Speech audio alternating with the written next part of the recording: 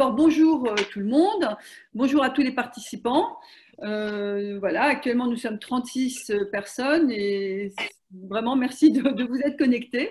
Donc on va écouter Norbert Angel, que pour la plupart, je suppose, il y a encore des gens qui viennent, hop, je n'ai pas besoin de présenter plus que cela.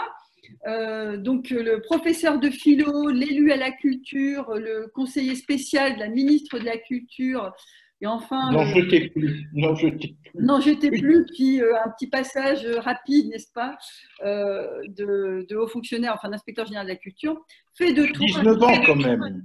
Pardon? Rapide. 19 ans quand même. Oui, bah, c'était ironique. Une vie. Et en tous les Oui. cas, ça fait de toi, on peut dire, un observateur avisé, enfin on va voir, de la situation actuelle. C'est ce qui nous intéresse. C'est que tu nous dises voilà, ce que t'inspire en fait la situation actuelle. Alors en plus, après le discours de Macron sur la culture, qui était assez surréaliste de l'avis de plusieurs commentateurs, de par la forme et de par le fond, puisqu'il avançait, il affirmait en fait son ignorance. Il a dit à 2 reprises « je ne sais pas ». Donc, pas seulement son ignorance, mais l'incertitude qui prévaut en fait au plus haut sommet de l'État, en tous les cas pour ce qui concerne la culture. Et on peut se dire aussi pour ce qui concerne de manière plus générale, au vu de tout de la manière dont a été traité la situation, enfin la pandémie depuis 2 mois, enfin sans faire de la politique, parce que voilà, la France est quand même un pays qui tient la route, en tout cas je pense, mais c'était quand même assez étonnant cette liberté, cette franchise de parole qui est assez anxiogène.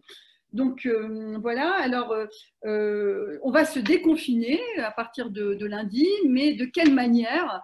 En tous les cas, déjà dans le Grand Est, ça va être se déconfiner, mais avec une restriction des libertés individuelles pour le bien public, évidemment, très importante. Et est-ce que la vie à partir de la semaine prochaine, mais qu'est-ce que ça va être de vivre dans cette situation-là? Et aussi, est-ce que que t'inspire? Est-ce que tu penses qu'il y a de quoi être inquiet sur toutes les mesures qui ont été prises, qui ont été évidemment contre les libertés, enfin toujours pour le bien de tous, mais qui ont été quand même beaucoup de privations et de limitations, surtout de libertés individuelles et collectives. Comment est-ce que toi tu as vécu ça et comment est-ce que tu vois l'avenir? Voilà. Écoute, merci Gabriel d'abord de m'avoir invité pour conclure un peu cette période de confinement dur et de passage à un confinement que j'appellerais allégé. Et puis, bonjour à vous tous qui êtes là derrière vos petits écrans. Alors, simplement, à titre d'introduction, je voudrais dire que je n'entends pas du tout tirer sur une ambulance, je n'entends pas non plus tirer des leçons, simplement quelques constatations que m'a inspiré la situation pendant ces 2 mois de confinement et un peu plus depuis le début de cette affaire. Alors moi, je ne joue ni aux dames pythonesses ni aux Cassandres, c'est-à-dire que actuellement, j'ai un peu l'impression que quand on lit les commentaires, on est comme la balle de ping-pong de Match Point dans le film de Woody Allen, c'est-à-dire elle hésite à tomber d'un côté ou de l'autre du filet, à savoir est-ce que ce sera un retour au monde d'hier ou est-ce que ce sera un départ vers un autre monde. Ce qui me frappe toujours encore à titre introductif, c'est que de la même manière que médicalement, le virus provoque une explosion immunitaire au bout de 8 jours chez les personnes qui en sont atteintes grandement, de la même façon, il y a une incroyable inflation du discours et ce qui provoque même une certaine gêne pour quelqu'un d'en parler, puisqu'en même temps, s'il se moque de cette inflation, il en fait bien partie, ce qui est mon cas ici.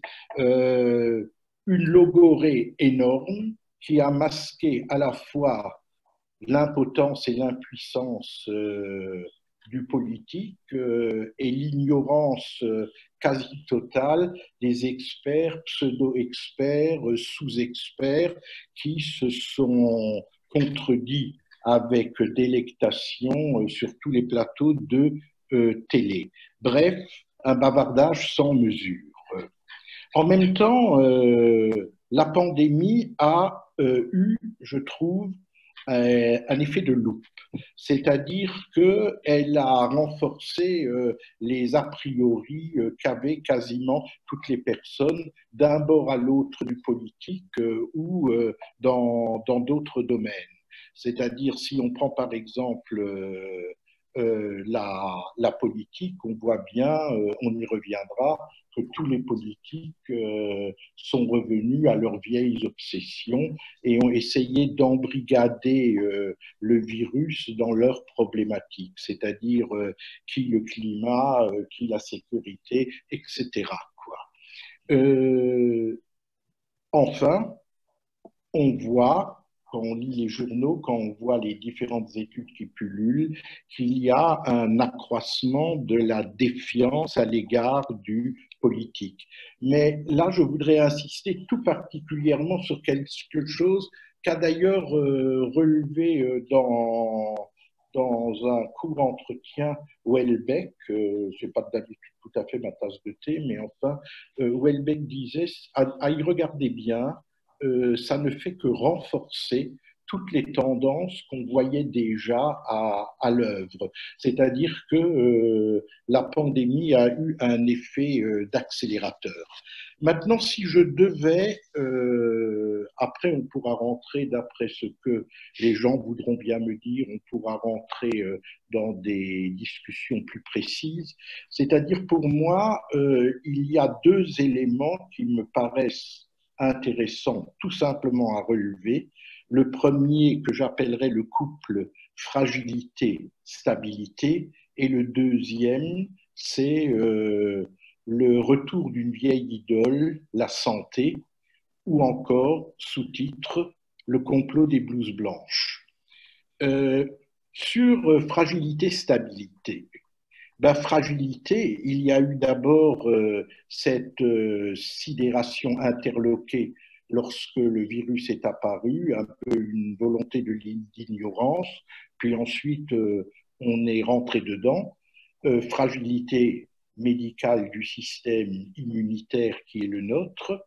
Fragilité, alors ça c'est quelque chose sur quoi j'insiste, des institutions juridiques, c'est-à-dire que comme l'ont relevé de nombreux spécialistes du droit, le Conseil constitutionnel, le Conseil d'État se sont véritablement couchés au motif des circonstances exceptionnelles, motifs qui étaient plus ou moins créés pour l'occasion.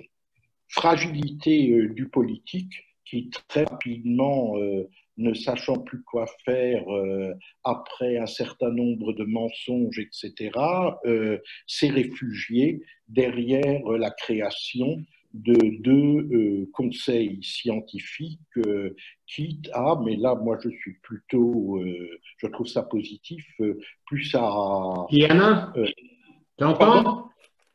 Oui, ayant plutôt... Continue, continue. Oui. Je vous rappelle qu'on vous entend. Mettez-vous sur muet, s'il vous plaît. Vas-y, Norbert. Oui, le politique ayant tantôt suivi, tantôt n'ayant pas suivi le conseil scientifique, mais ce que je crois être tout à fait son rôle. Ensuite, fragilité, et ça on le constate dans toutes les situations de crise, fragilité des prises de conscience de l'individu, ce que j'appelle une position d'individu régressif. J'ai pu tout à fait pragmatiquement remarquer auprès de proches, de voisins, de gens que j'ai pu rencontrer, combien la peur, une peur qui était suscitée, encouragée, etc., par l'État, combien elle a très rapidement fait son œuvre. Et puisque, Gabriel, tu as parlé de la question du déconfinement, on voit très bien que cette peur aujourd'hui demeure, jusqu'à penser qu'un certain nombre de déconfinés n'ont pas du tout envie de se déconfiner ou ont peur de se déconfiner. Quand je parle de peur, bien sûr, il y a derrière la peur d'autres choses qui me paraissent encore plus graves. C'est une société où ne va faire que croître la méfiance des individus les uns pour les autres. C'est-à-dire, on le voit déjà dans le ballet des rues lorsque l'on marche, comment les gens ils s'écartent lorsqu'ils viennent à la rencontre des autres, etc. Mais si ce n'était que ça, ce ne serait pas grave. Mais c'est-à-dire, ils se demandent franchement si déconfinés, ils pourront encore inviter un couple d'amis ou s'ils peuvent embrasser leurs enfants. C'est des questions qui m'ont été posées et qui m'ont laissé quelque part, d'une quelconque manière, stupéfait, puisque, après tout, chacun peut prendre son risque. C'est aussi ça, être un individu. Fragilité aussi du monde culturel, c'est-à-dire on a pu assister à son effondrement que j'espère momentané, puisque c'est un monde qui est bâti sur la convivialité, sur une certaine relation physique qui là cesse d'exister. Bref, une société ouverte a fait place à une société fermée, si on reprend les vieilles analyses de Popper.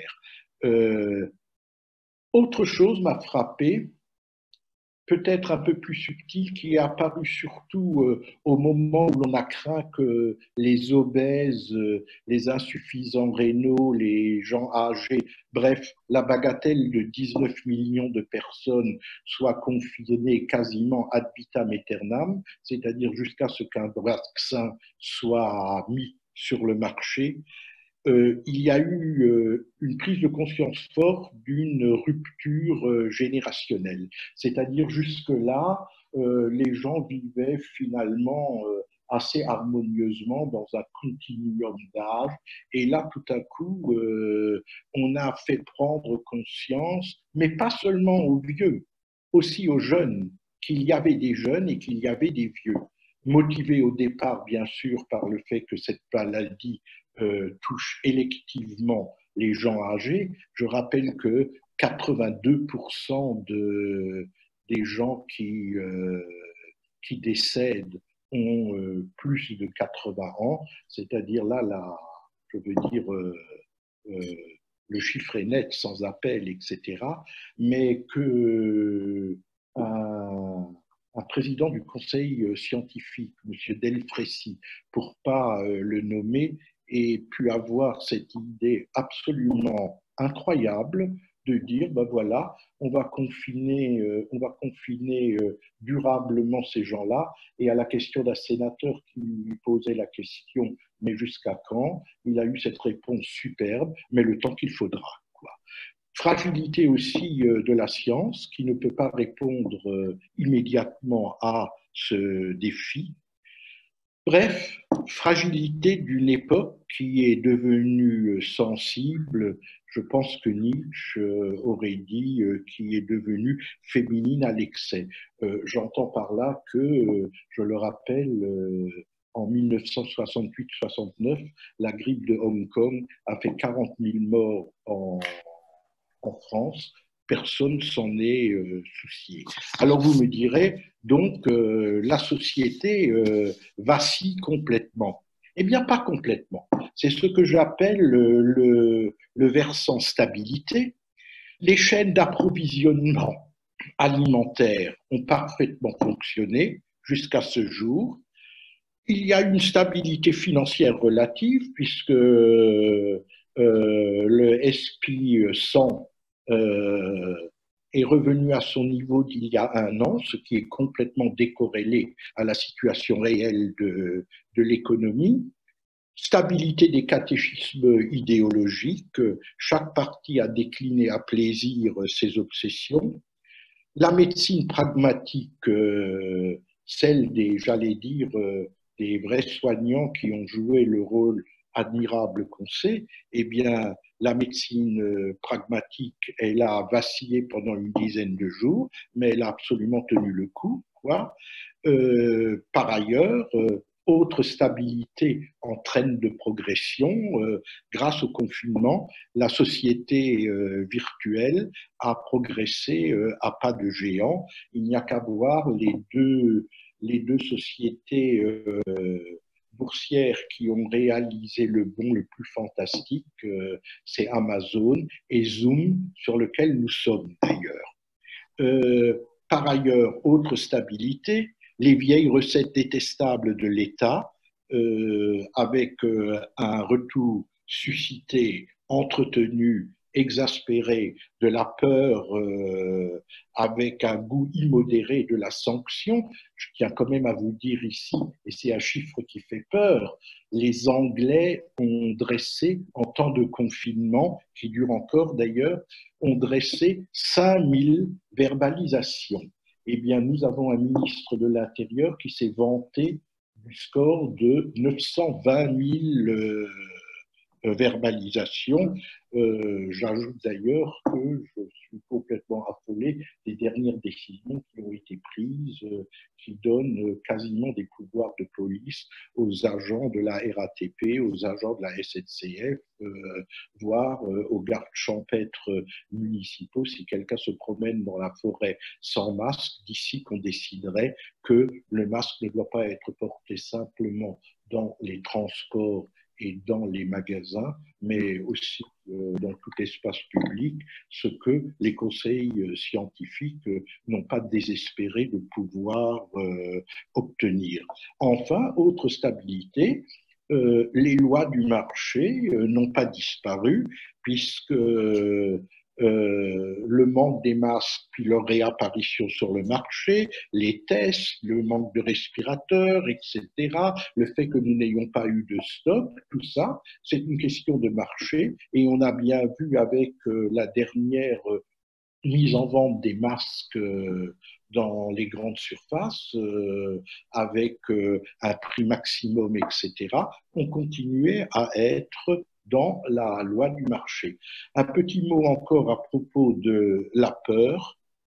C'est quelque chose à manier de la part de l'État avec beaucoup plus de circonspection qu'il ne le fait, car pour qui a lu un tout petit peu Platon, il sait que la peur terrifie le peuple et le peuple demande de l'autorité et dès lors les frelons arrivent, ce qui pourrait nous promettre un avenir pas très joyeux. C'est-à-dire, on est quand même frappé quand on a lu dans Le Monde il y a quelques jours cette étude qui a été faite sur un certain nombre de pays européens, c'est de voir que la France est celui où la plus grande part de la population, par rapport aux autres pays, trouve que le confinement n'a pas été assez dur, assez sévère, etc. On a vraiment l'impression qu'il demande du knout et du fouet. Alors mon deuxième grand élément, hein, c'est de parler du retour d'une vieille idole, la santé. C'est-à-dire, nous avons assisté, ça tout le monde l'a vu, à la victoire, du moins momentanée, de la santé sur l'économie. C'est-à-dire, pour la première fois, et ce dans tous les pays, je l'ai bien remarqué, l'économie s'est arrêtée pour un impératif de santé, alors même que cette épidémie, jusqu'à présent, n'a de loin pas l'importance et la dimension des épidémies qu'on a pu connaître par le passé, peste, choléra, grippe espagnole, etc. Mais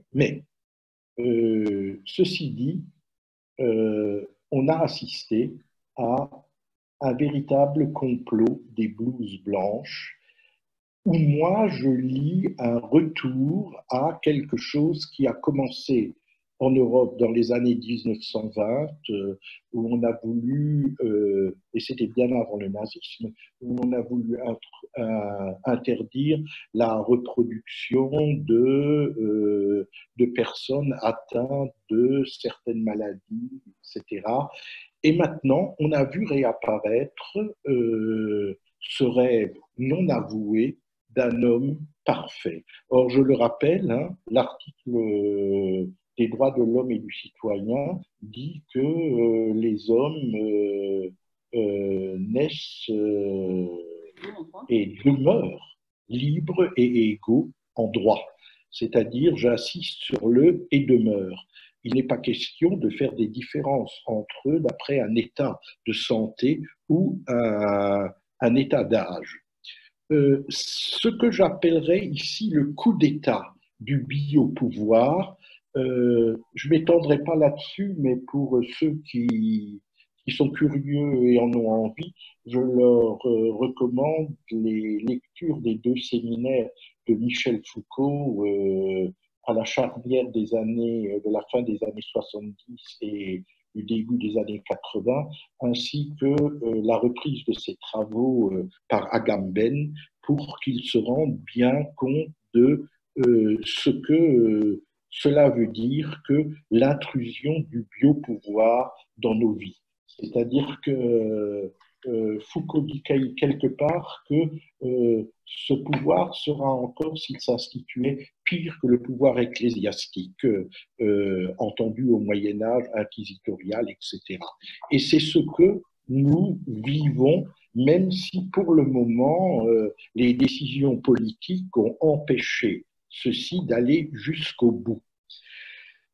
Restriction des libertés publiques, ce qui a été la proposition essentielle, restriction jusqu'à quasiment la privation, ce qui a été la proposition essentielle du conseil scientifique pour, je l'ai dit, les gens atteints de pathologies ou les gens âgés. J'ai regardé dans le dictionnaire la définition sous biologie de confinement. Je vous la lis. Maintien d'un être vivant, animal ou plante, dans un milieu de volume restreint et clos, avec idée dominante de frontières. Vous avez bien sûr compris pourquoi j'ai tenu à relever cette définition, puisque le dictionnaire écrit animal ou plante. Et j'ai plutôt l'impression que le conseil scientifique, et ça continue, dans le monde d'aujourd'hui, il y a un chercheur, je ne sais pas lequel, un chercheur bardé de diplômes, bien sûr, et professeur, qui revient sur cette histoire en disant il faut trouver le moyen de protéger humainement les gens âgés. Alors, vous savez ce que ça m'a rappelé, puisque, bon, je veux dire, on a tous le background qu'on a, hein, on n'y échappe pas, c'est-à-dire par rapport aux conversations de mes parents allemands, je suis bien sûr un peu marqué par l'histoire, non pas tant de la Shoah que la montée du nazisme, etc. Or, je voudrais ici simplement rappeler à titre d'anecdote triste que lorsqu'on a déporté les derniers juifs allemands en mai 1943, si je ne me trompe, le Führer avait décidé que cela devait se passer humainement et que pour les médaillés et infirmes de la Grande Guerre, il ne fallait pas les faire partir en wagons à bestiaux, mais il fallait les faire partir en train de première classe, bien sûr payés par eux-mêmes. Je veux dire, quand j'ai lu il faut les protéger humainement, sous-entendu aussi, même si eux ne le veulent pas, j'ai un peu frémi. Quoi. Pour moi, on approche de la fin, on va pouvoir dialoguer ensuite. Pour moi, ce qu'il y a eu de très grave dans toute cette histoire, tel que moi-même confiné, je l'ai vécu, c'est une véritable rupture de ce fictionnement qu'est le contrat social. Si je reprends ce fictionnement, le contrat social dit, ben voilà, c'est le Léviathan de Hobbes, euh, il y a un contrat qui est passé entre les individus formant la société civile et l'État. L'État leur promet sécurité, protection, assistance, et moi, comme individu, je m'en remets à lui, je renonce à toute violence, je ne frappe pas monnaie, je paye mes impôts, etc. Là, non seulement on a eu un État défaillant dans sa partie contractuelle, mais qui a eu cette outrecuidance, oui, je ne trouve pas d'autre mot, hein, cette outrecuidance à faire porter sur la société civile sa propre part de contrat. C'est-à-dire que c'est la société civile qui s'est protégée en se confinant. Je trouve d'autant plus drôle cette, ou curieuse ce propos de Macron qui dit, citation, à la période du confinement, lors de laquelle l'État a pris en charge la quasi-totalité du pays, doit succéder une période de déconfinement où les individus vont prendre le relais. Alors j'entends bien qu'on va prendre le relais, mais j'entends bien aussi ce que le président veut dire par là, c'est-à-dire que l'État a décidé pendant 2 mois de subvenir au paiement des entreprises défaillantes en matière de salaire, etc. Il n'empêche qu'on ne peut pas employer cette formule et que je crains que à cet ancien contrat social ne puisse en succéder à nouveau. Je m'explique que le montage que j'imagine est le suivant. Nous avons aujourd'hui une lutte à fleur et moucheté entre l'économie et la santé avec le président en juge de paix, c'est-à-dire tantôt pour l'un, tantôt pour l'autre, etc., en charge de trouver des compromis. Il faut bien, puisque la vie est faite de compromis, qu'à un moment donné, un accord soit trouvé. Et là, on le devine assez bien. Un accord veut que chacun y trouve son compte. L'accord, je le vois comme ça, enfants gardés à l'école pour que les parents puissent travailler, satisfaction donnée donc à l'économie, le tiers de la population âgée, souffrante, n'ayant pas une santé parfaite mise, j'allais dire, sous verre, quoi, confinée, satisfaction donnée à la santé. Et avec tout ça, on a un ordre public merveilleusement respecté. C'est-à-dire que tout le monde y aura trouvé son compte.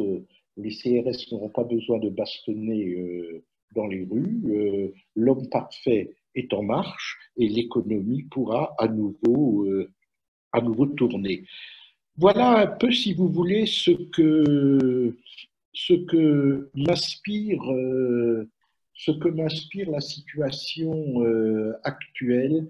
Et je tiens bien ici à répéter que je fais une différence très forte, hein, entre tout le personnel soignant, etc., qui s'est employé jusqu'à l'épuisement dans les hôpitaux, etc., qui a sauvé les vies pour autant qu'il le pouvait avec les moyens qu'ils avaient, et une sorte comme ça de nomenclatura d'experts virologues qui, eux, sont habités par une véritable idéologie, si j'exagérais, mais là je reconnais moi-même que j'exagère, c'est-à-dire une idéologie animalière de l'homme, c'est-à-dire que l'espèce et chacun de ses membres doit être absolument parfaite Et partant de cela, on ne peut pas leur faire confiance pour s'en remettre à une responsabilité qui serait la leur propre, etc. Mais il faut, vous savez, c'est le mot de Erl König, und bist du nicht billig, so brauche ich Gewalt. C'est-à-dire, et si tu ne veux pas de l'être de toi-même, alors il faudra bien que j'use de violence à ton égard. Voilà, ben écoutez, j'espère tout simplement que cette idéologie des blouses blanches qui c'est très très bien illustré dans ce mot d'ordre que je hais, ce mot d'ordre qui clamait partout sur les ondes des radios, des télés, etc. On a même appelé en renfort les chanteurs de rock, les footballeurs, etc., pour nous parler de leur confinement qui se terminait toujours, ils avaient sans doute eu des instructions pour cela, par le slogan « Restez chez vous ». Le slogan « Restez chez vous », je tiens à vous dire que c'est celui que j'ai entendu quand par hasard j'étais au moment de la dictature de Pinochet au Chili, avant que les tanks à eau et les matraqueurs descendent sur les manifestants. C'est celui que j'ai entendu, mais c'était beaucoup plus calme, mais que j'ai entendu quand même à Dresde au moment de la Wende. C'est aussi celui, je rencontrais un ami avant-hier lors d'une promenade et on parlait de ça et il me disait, tu sais, en Grèce, c'était exactement le même slogan, restez chez vous. Or, les paroles, elles ne sont pas innocentes.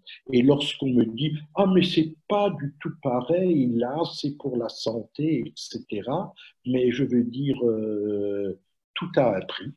Et j'estime, par exemple, que je suis en droit, comme tous les autres êtres humains, de prendre et mes responsabilités et mes risques dès lors que je ne fais rien craindre à personne. Voilà, j'espère que je ne vous ai pas lassé et nous pouvons un peu discuter de tout cela si vous en avez l'envie.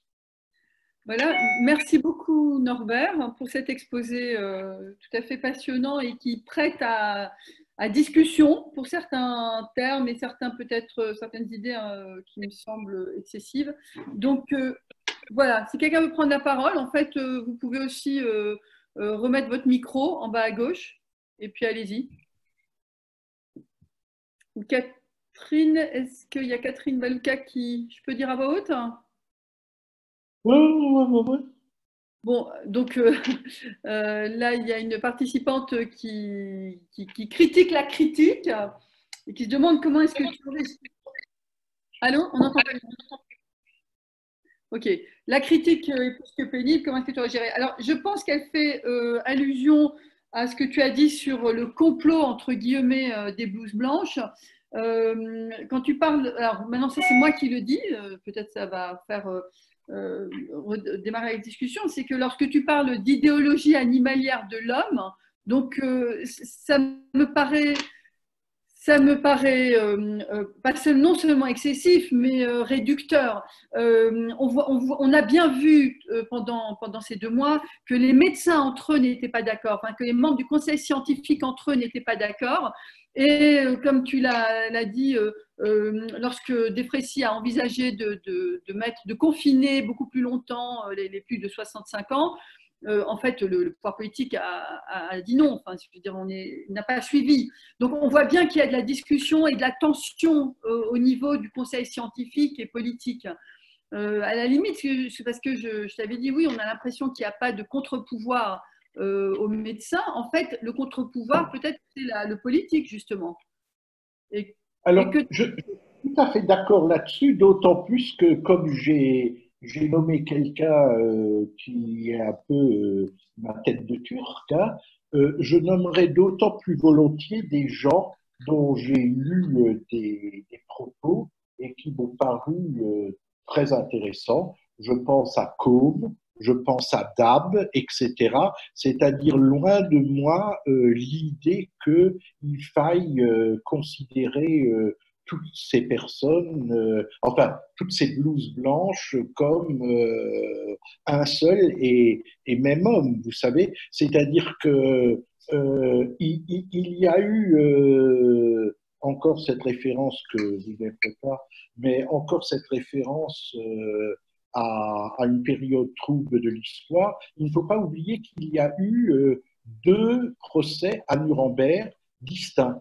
Il y a eu un procès des politiques et un procès des blouses blanches. Or, je ne pense pas que tous les médecins en Allemagne et en Autriche se sont trouvés en accord avec les gens qui étaient là au banc des accusés. C'est sûr que dans chaque profession, etc., dans chaque domaine, il y a des luttes internes dans lesquelles il y a, et ce sont souvent des situations qui sont instables, des gens qui dominent, ensuite ça régresse, etc.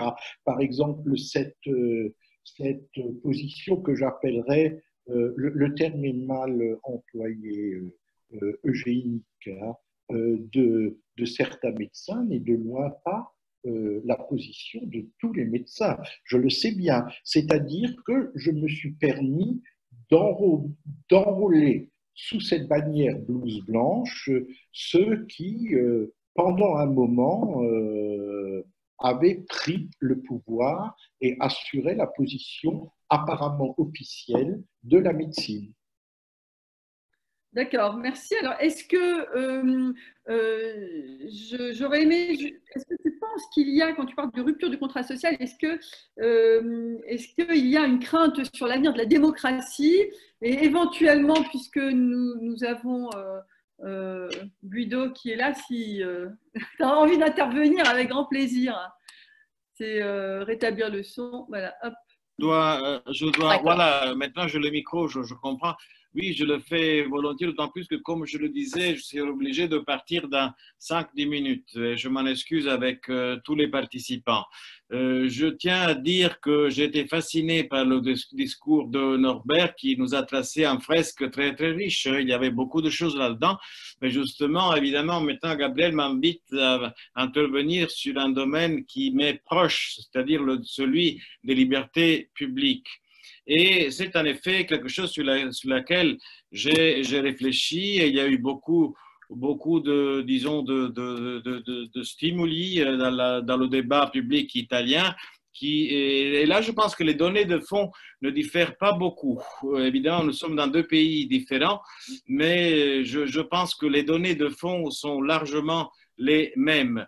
En Italie aussi, on évoque un risque de dictature, un risque de suspension de la démocratie, notamment Norbert a cité Agamben. En effet, il y a un article d'Agamben qui est paru en Italie qui évoque les scénarios vraiment catastrophes, comme quoi là, il y aurait un risque sérieux pour la démocratie. Moi, je ne le pense pas. En effet, je crois que nous sommes, en Italie, mais en France également, peut-être à plus forte raison, nous sommes avec un système de garantie constitutionnelle et de garantie aussi conventionnelle.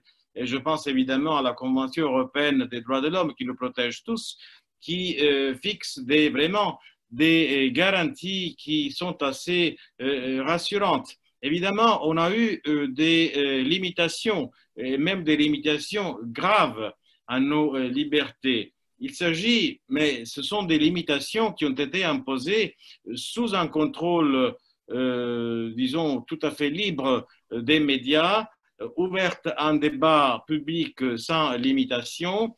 En plus, ce sont des limitations qui ont une base légale et qui ont un but légitime, clair, affiché.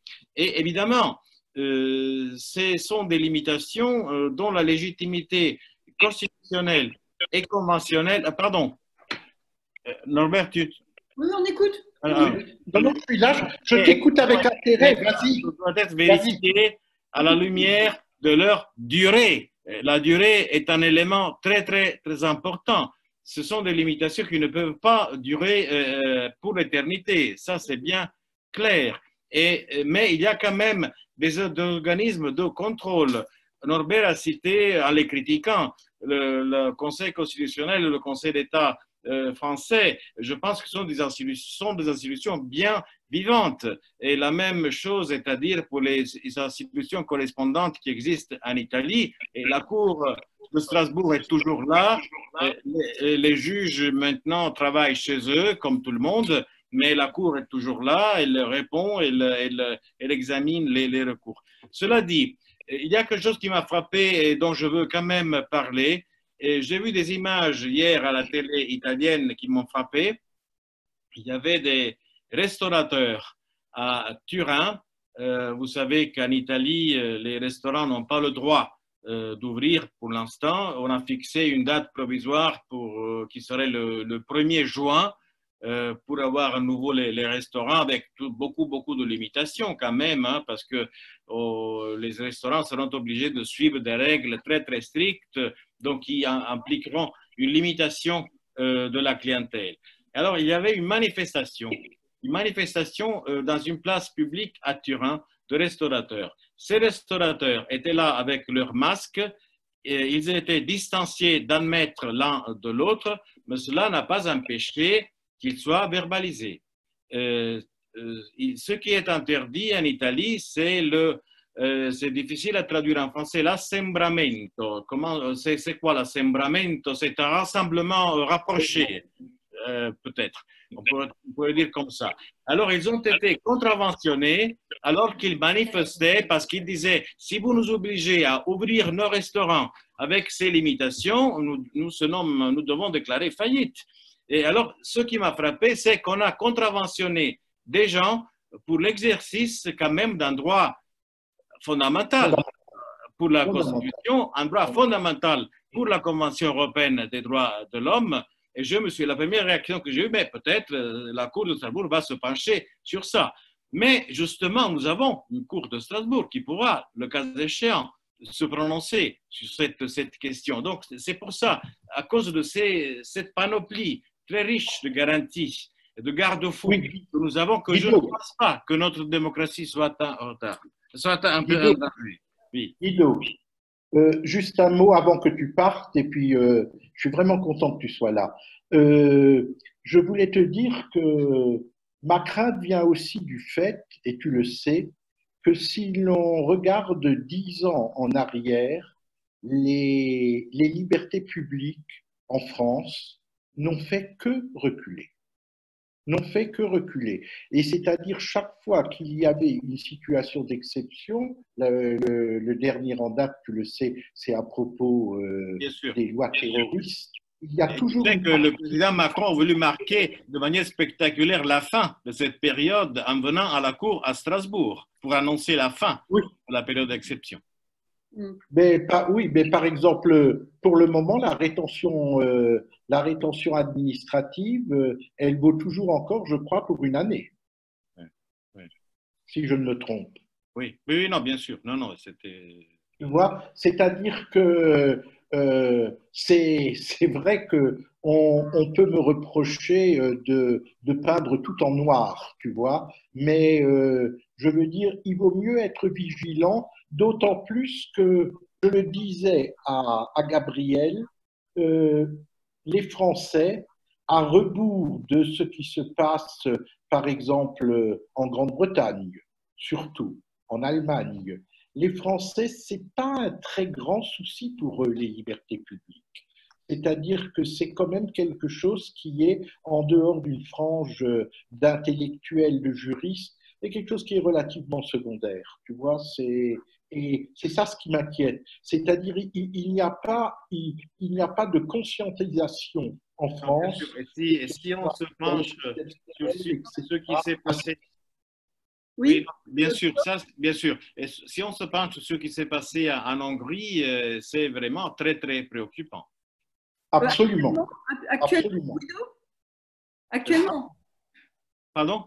Tu parles de actuellement, sur ce qui s'est passé en Hongrie actuellement. Oui, justement, parce que finalement, on a suspendu, c'est un gros mot de dire qu'on a suspendu la démocratie, mais quand même, on a éliminé l'autorité du Parlement avec la volonté du Parlement lui-même. Alors, une dernière question, parce que si je peux encore me permettre, Guido, enfin, si tu peux répondre sur mince, sur non, en Italie, en fait, sur est-ce qu'il y a également cet esprit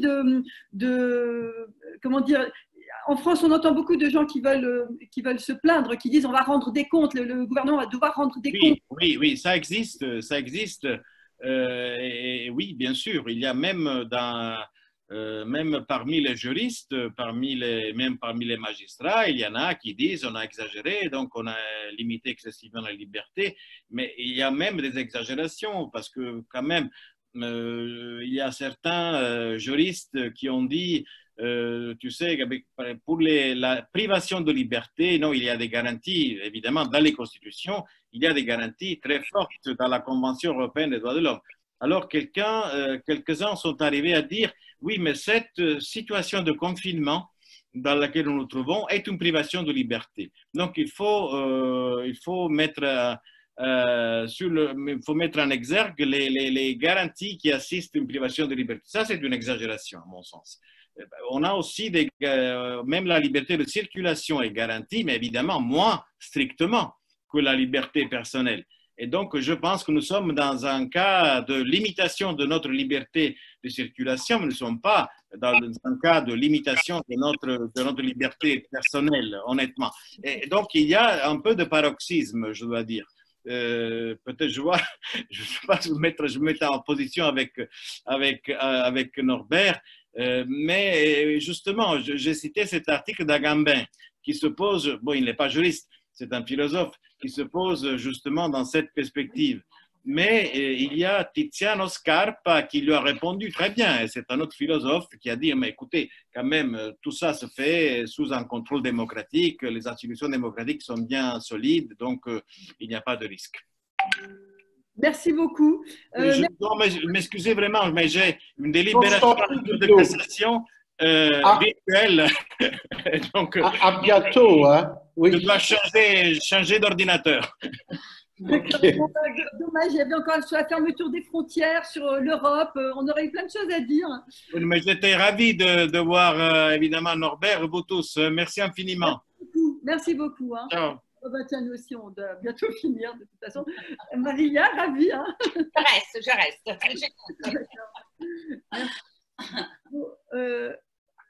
Alors voilà, mais c'était vraiment une très bonne surprise de vous voir, de voir Guido et Maria Raimondi, qui par ailleurs, je dis à tous, ont été nos voisins, mes voisins, puisqu'on habite dans le même immeuble. Voilà, ça va très bien chez nous. Hein. Alors, Norbert, on va revenir à toi. Donc après cette... Tu entends ? Non, vous entendez pas ? Oui, je t'entends. J'ai un peu disparu à la suite des manipulations de Doris, mais je t'entends. Ok, nous, on te voit, tout va bien. Hein. Ok, alors écoute, il est -5. On va bientôt s'arrêter. Alors, je vais lire juste toutes les personnes qui ont, enfin, les remarques que j'ai eues sur la fermeture des frontières, la décision. Voilà, alors bon, ça aurait été une question pour Guido de dire, donc Philippe Kahn qui nous parle de la fermeture des frontières et que l'Europe a du plomb dans l'aile et que ça c'est inquiétant. Donc voilà, il y a une autre personne qui n'est absolument pas d'accord avec donc la prise de position contre les médecins, puisque donc elle insiste qu'on est en guerre contre un virus, qu'il y a des morts et que être offusqué des limitations de liberté, enfin, ça n'a pas de sens. Voilà, il y a encore une autre Françoise Acouville, oui, voilà, et sur le capitalisme de surveillance de Shoshana Zuboff, oui, ça j'ai lu. Sur les GAFA, effectivement, bon, je ne sais pas si c'est un article, bon, ça c'est encore autre chose, capitalisme de surveillance. Donc ça c'est l'avenir selon Shoshana Zuboff, qui est une, je ne sais pas si tu as lu en fait, qui est une intellectuelle et qui a tout un discours sur une idéologie sur le capitalisme de surveillance. Bon, ça c'est encore autre chose, c'est dans l'idéologie anticapitaliste sur demain. Est-ce qu'il faut tout changer ou pas? Bon, voilà. Alors, on va peut-être conclure, Norbert. Ben, écoute, tout simplement, je te remercie. C'était comme toujours avec toi sur Zoom, c'était actif,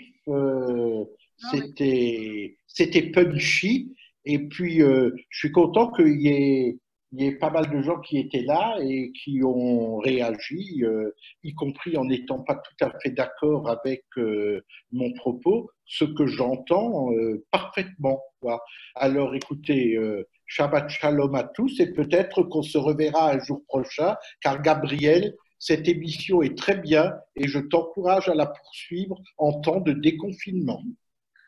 Merci, merci beaucoup. Finalement, peut-être que le confinement et le déconfinement pour moi n'aura pas été très différent, comme peut-être puisque en fait, voilà, ça met ça demande à chacun finalement de montrer un petit peu son esprit rebelle ou pas, et puisqu'on a quand même toujours un peu notre liberté individuelle de faire ce qu'on peut et ce qu'on veut avec voilà, et les lois sont là pour être respectées, certes, mais bon, voilà, chacun fait comme il veut après.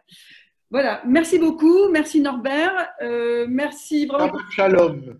Merci à tous d'être venus. Alors, effectivement, le café littéraire continue, probablement mardi prochain à 4h, et il continuera tout le mois de mai.